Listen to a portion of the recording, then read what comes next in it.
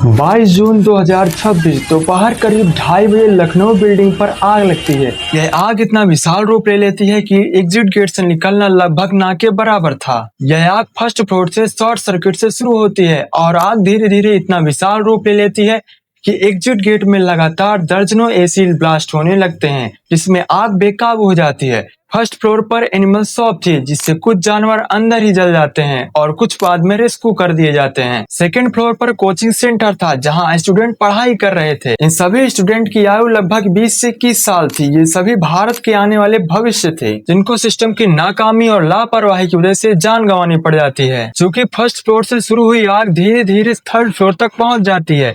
Exit gate पर इतनी ज्यादा आग लग चुकी थी कि वहां से निकलना लगभग ना के बराबर ही था, जिससे मजबूरी में कुछ स्टूडेंट एक केबल के जरिए उतरते हैं और कुछ स्टूडेंट तो सेकंड फ्लोर से छलांग लगा देते हैं। एक स्टूडेंट तो सेकंड फ्लोर से छलांग लगा देता है, जिससे पहले वो लोहे की लगी फ्रेम से टकराता है, फिर जमीन पर। इस छात्र को इतनी गंभीर चोटें आई होंगी कि आप इसका दर्द नहीं समझ सकते हैं। खैर, मेरा दावा है कि उसने जानबूझकर छलांग नहीं लगाई होगी और अंदर कंप्यूटर, गोदान, एसी की वजह से इतना ब्लास्ट हो गया था कि अंदर ऑक्सीजन लेवल एकदम डाउन हो गया था और छात्र को चक्कर या बेहोशी की वजह से कुछ समझ नहीं आया होगा। दोस्तों, बताया तो जा रहा है कि अंदर कुल 15 छात्रों की मौत हुई है, परंतु वहां पर मौजूद लोग का दावा है कि अंदर 20 लोगों से ज्यादा फंसे हुए थे। मे बी गवर्नमेंट नहीं चाहती है कि आप तक रियल डाटा पहुंचे। खैर, चाहे 14 लोग की जान गई हो या 15 लोगों की, मगर एक एक जान बहुत कीमती है। वहाँ पर मौजूद लोग का दावा था कि फायर ब्रिगेड और पुलिस विभाग घंटों बाद आते हैं। जहाँ इंडिया में 10 मिनट में जोमैटो, स्विगी जैसे प्लेटफॉर्म 10 मिनट में डिलीवर करते हैं, वहीं एक तरफ गवर्नमेंट सर्विस, पुलिस, दमकल विभाग घंटों बाद पहुंच रहे हैं। मगर एक चीज और मैं बताऊं आपको, जब फर्स्ट फ्लोर पर एनिमल शॉप की दुकान थी,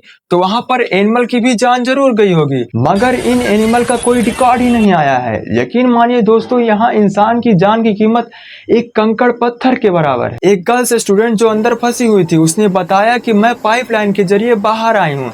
मैंने दमकल विभाग को फोन लगाया था, उनका कहना था कि टाइम लगेगा।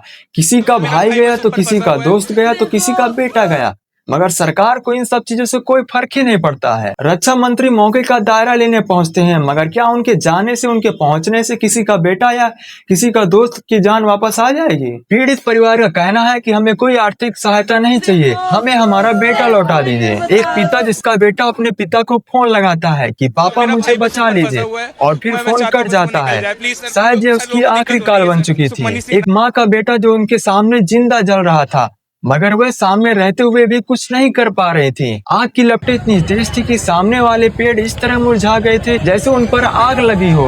इस हादसे के तुरंत बाद यूपी पुलिस तुरंत एक्शन में आती है और कुछ कोचिंग सेंटर को सील कर दिया जाता है। मगर जब कोई हादसा होगा, जब किसी की जान चली जाएगी, तभी इस तरह का एक्शन लिया जाएगा। इस हादसे का जिम्मेदार केवल बिल्डिंग मालिक और कोचिंग संस्थान नहीं, बल्कि नगर निगम, फायर डिपार्टमेंट, बिजली विभाग, प्रशासन, सबकी सामूहिक नाकामी को दिखाता है कि किस तरह उनकी नाकामी और लापरवाही की वजह से इतना बड़ा हादसा हो जाता है। बिल्डिंग के अंदर फायर सेफ्टी मानकों, fire exit, alarm scripture, fire drill का सही पालन नहीं किया गया था, जिससे कोचिंग सेंटर में एनिमल शॉप और ऐसी तोड़ जैसी चीजें फायर एनजीओ के बिना या नियम के खिलाफ कैसे चल रही थी। शॉर्ट सर्किट जैसी आम समस्या से इतना बड़ा हादसा होना बताता है कि इलेक्ट्रिकल ऑडिट नहीं हुआ था।